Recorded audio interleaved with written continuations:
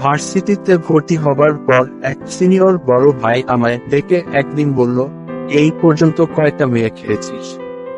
আমি সাবলীলভাবে উত্তর দিলাম, দুনিয়াতে এত খাবার থাকতে মেয়ে কেন খেতে যাব?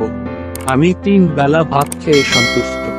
আমার উত্তর শুনে বড় ভাই আমার ডান্ডাল লাল করে দিল।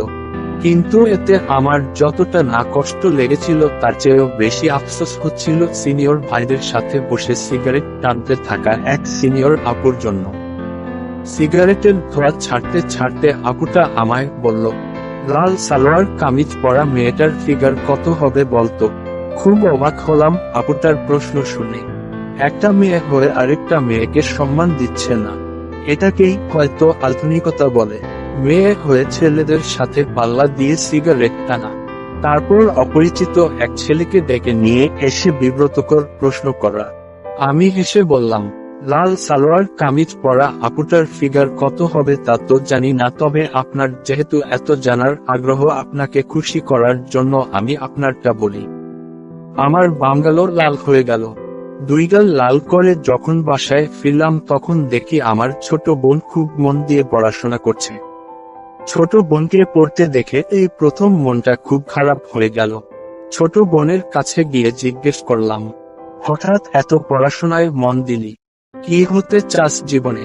ছোট বোন হেসে উত্তর দিল, সায়েন্স নিয়ে যেহেতু পড়িনি সেহেতু ডাক্তার ইঞ্জিনিয়ার হবার স্বপ্ন দেখে লাভ নেই।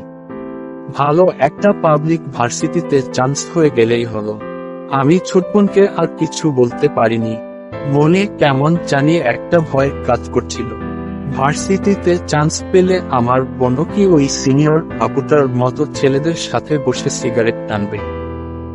ভার্সিটির কয়েকজন বন্ধু মিলে ঠিক করলাম কক্সবাজার ট্যুরে যাব।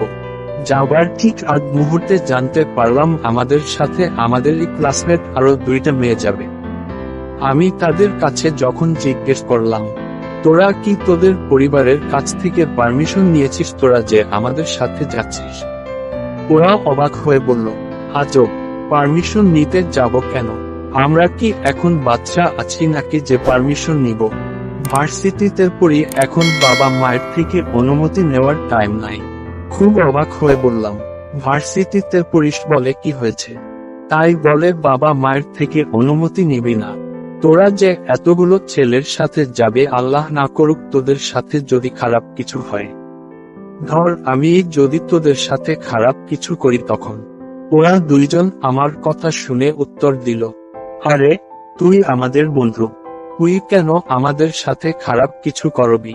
তোদের প্রতি আমাদের বিশ্বাস আছে। আমি বললাম, বিশ্বাস তো আঙ্কেল আন্টিরও তোদের প্রতি ছিল, তাই তো এত দূরে পড়াশোনা করার জন্য পাঠিয়েছে। তোরা তো তাদের সেই বিশ্বাসটা রাখছিস না। যেখানে সন্তান হয়ে নিজের বাবা মায়ের বিশ্বাসটা নিজেরা নষ্ট করছিস, সেখানে আমি যে তোদের বিশ্বাস নষ্ট করব না তার কি গ্যারান্টি আছে? আমি তোদের বন্ধু হয়ে আপন ভাই না যে আমার থেকে নিরাপদ থাকবি? মন খারাপ করে বাসায় ফিরে আসলাম। বাসায় এসে ছোট বোনকে জিজ্ঞেস করলাম, ধর তোর ঢাকায় কোথাও চান্স হলো না, তোর চান্স হলো রাজশাহী, তখন তুই কি করবি? ছোট বোন উত্তর দিল, কি আর করব, হোস্টেলে থাকবো, নয়তো ফ্রেন্ডরা মিলে কোন ফ্ল্যাট নিয়ে থাকবো। কথাটা শুনে মনে আবারও ভীষণ ভয় লাগছিল।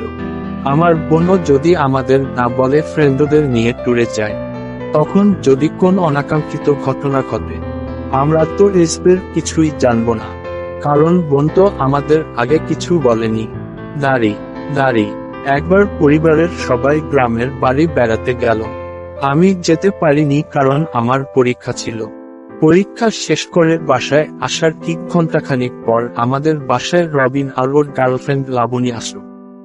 লাবণী আমাদের ভার্সিটিতে পড়ে, তবে অন্য ডিপার্টমেন্টে। আড়ালে রবিন আমায় ডেকে নিয়ে গিয়ে বলল, ভাই প্লিজ না করিস না, আমি জানি তুই বাসায় একা, বেশিক্ষণ না, শুধু 1 ঘন্টা সময় লাগবে আমাদের। আমি বললাম, লাবণী কি নিজের ইচ্ছে এসেছে নাকি তুই জোর করে নিয়ে এসেছিস? রবিন বলল, আরে জোর করব কেন, আমি কি স্কুলে পড়া মায়ের সাথে প্রেম করি নাকি? আমরা 2জনে অ্যাডাল্ট, 2জনের ইচ্ছেতেই হচ্ছে। আমি 2জনকেই বললাম, দেখ তোরা দুইজনেই তো অ্যাডাল্ট, তাহলে এক কাজ কর, তোরা বিয়ে করে ফেল। পরিবারকে বুঝিয়ে বললে ওনারা ঠিক মেনে নিবে। বিয়ের পর যখন ইচ্ছে তখন আমার বাসায় আসিস, আমি না বলবো না। রবিন কিছু বলার আগেই লাবণী বলল, মাথা খারাপ, এখন কেন বিয়ে করব? সবে আমার ক্যারিয়ার শুরু হয়েছে, এখন বিয়ে করে নিজের ক্যারিয়ারের 13টা বাজাতে পারবো না। আর আমার বাবা মা যদি জানে আমি প্রেম করে বিয়ে করতে চাইছি তাহলে তারা সেটা কখনোই মেনে নিবে না। আমি তখন বললাম, তোমার বাবা মা যেহেতু প্রেমের বিয়ে মানবেই না, তাহলে প্রেম করতে গেলে কেন? লাবণী আমার কথার উত্তর না দিয়ে বিরক্ত হয়ে চলে গেল। ছোট বোন গ্রামের বাড়ি থেকে আসলে যখন ওকে প্রশ্ন করি, মনে কর তুই ভালো কোন পাবলিক ভার্সিটিতে চান্স পেলি, ভার্সিটিতে ভর্তি হবার পর কোন একটা ছেলের সাথে তোর প্রেম হলে, সেই প্রেমের কথা আমরা কোন ভাবে জানতে পেরে যদি তোকে সেই ছেলের সাথে বিয়ে দেওয়ার কথা ভাবি, তখন কি তুই বিয়েতে রাজি হবি? ছোট বোন প্রথম উত্তর দিতে চাচ্ছিল না, হয়তো বড় ভাইয়ের কাছে উত্তর দিতে লজ্জা পাচ্ছিল। আমার বন্ধুর সুলভ আচরণ আর জোরাজুরিতে বলল, আমি ওই সময় আমার বিয়ের চিন্তাটা মাথায় আনবো না, আমি শুধু আমার ক্যারিয়ারের দিকে ফোকাস দিব। ছোট বোনের উত্তর শুনে চুপ হয়ে গেলাম। আচ্ছা, আমি কি এখন বড় ভাই হয়ে দোয়া করব আমার ছোট বোনের যেন কোন পাবলিক ভার্সিটিতে চান্স না হয়? কিন্তু এটা তো উচিত হবে না। আমি চাই আমার বোনের স্বপ্ন পূরণ হোক, ও ভালো কোন ভার্সিটিতে চান্স পাক।